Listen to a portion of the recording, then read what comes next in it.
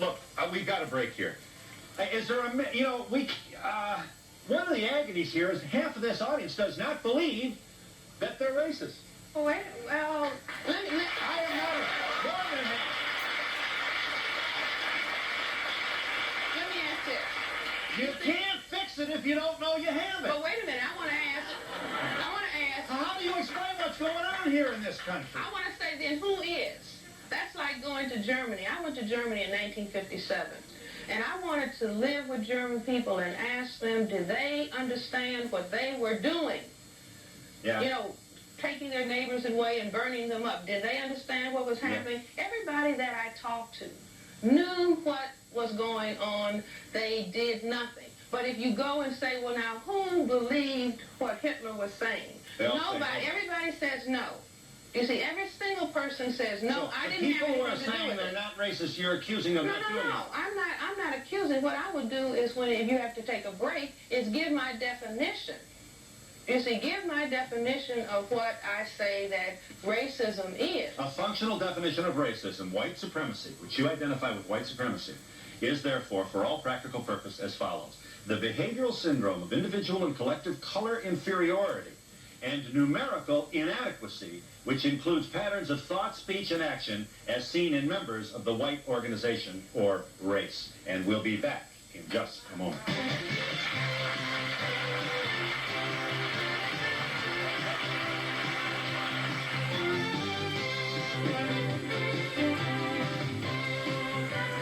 Yes, ma'am. Okay, I think people are racism. Okay, there is a lot of people who do have that in them, but I think the majority of the people like people as they are. And if you're educated... You mean like your kind, you mean?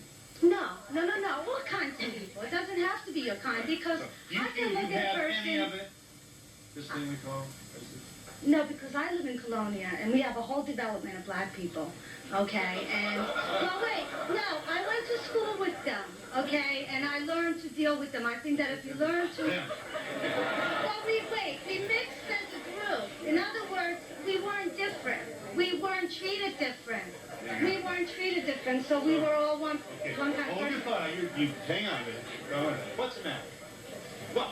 This study that was done in 69 and 70, I'd like to know what you've done lately to erase and eradicate racism Do you and have to any improve the feel about what she's saying? I don't care for it at all. I want to just say that I feel I am a racist, but every black that calls Whitey or Whitey is also a racist. And I... Wait a minute. Let me answer that. You see, within a family, people might call each other names.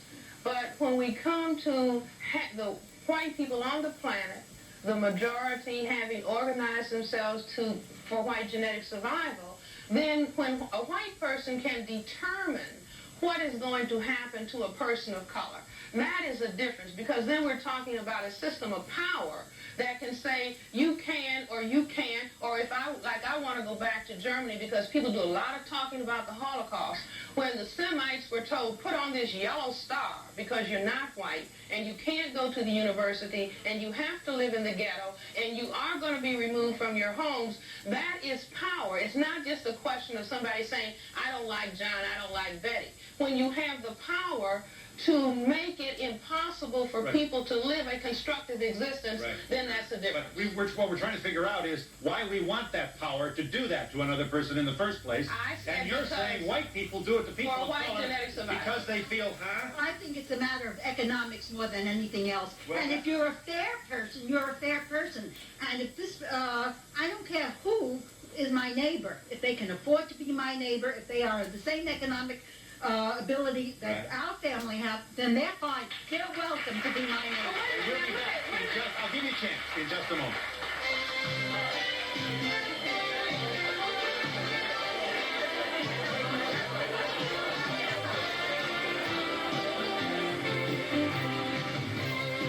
You know, we do study everything to death. Everything's studied. I mean, figure it out, we study it.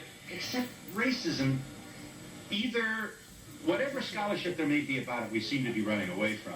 Or we're not attracting, I guess, accepting some of the big academics to this issue. You wanted to say. I'd like to know why Jimmy the Greek had to be fired from CBS for his opinions about blacks, and she can come on national TV and give her opinions about white, and she's not going to get fired from her job. White people can't talk anymore.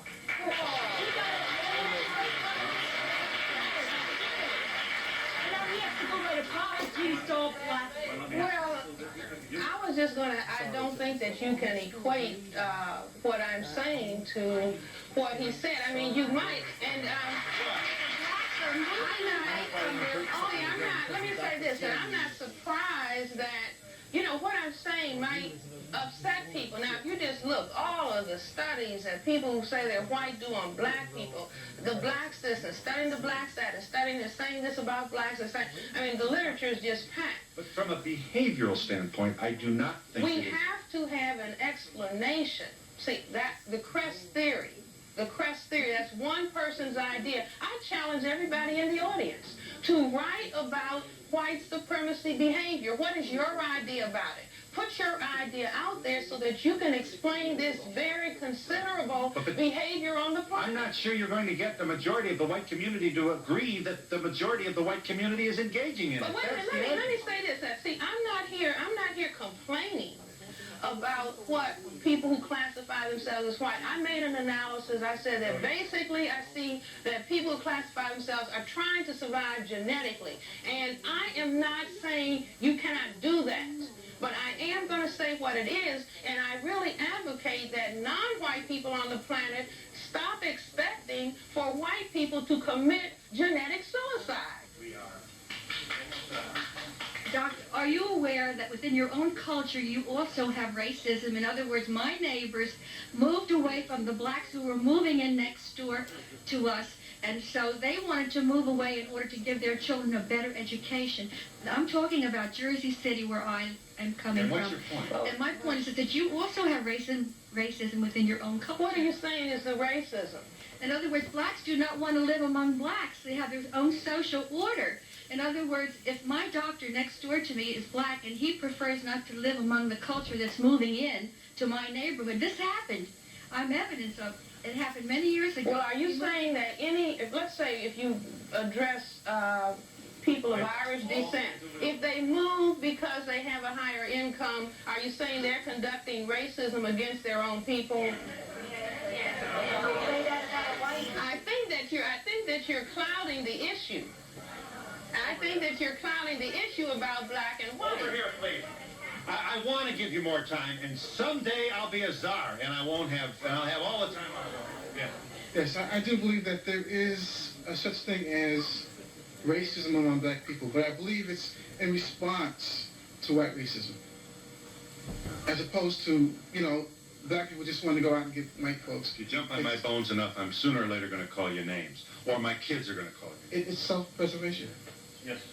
I believe there's racism everywhere, but I think it's more like you're not used to people, you hang out with your own group, and... That's true, but why is that? Dr. Welsing is offering here a kind of anthropological theory of racism, which has to do with our fear of, that is to say, white people's fear of their diminishing numbers.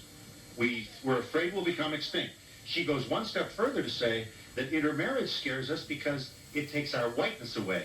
And if everybody were free without all these terrible prejudices and fears, then it certainly, common sense would allow us to conclude that at some point down the line, no whiteness, that is to say, as we think about it in the West, would be left. And she is saying that deep down in here, unconsciously, we're scared to death of that. And that's why we've got black neighborhoods and white neighborhoods. I disagree. I think you're scared just because people are different, and if you got to know them, you wouldn't be so scared. I don't think it's because we're afraid of being white. Just for the moment, putting aside theories, and the good doctor, it's only a theory, I don't accept it as fact, and generalities, and putting this thing on a one-to-one basis, I turned during the stuff, I turned to this lady of color sitting next to me, and I said to her, I don't know about you, but I have never wanted to be black. I'm perfectly comfortable. I've had this white skin for 70 years, and I'm perfectly comfortable. She agrees. She agrees.